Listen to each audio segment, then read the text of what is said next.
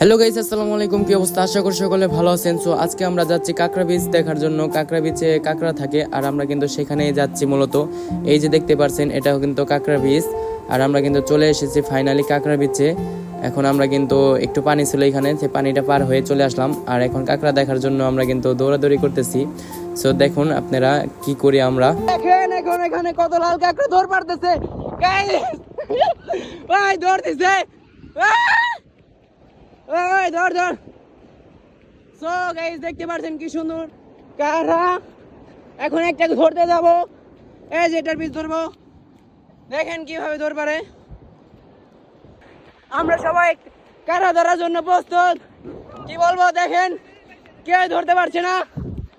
ওই কাঁকড়া কাঁকড়া মারা দেন। ওই মার ওই।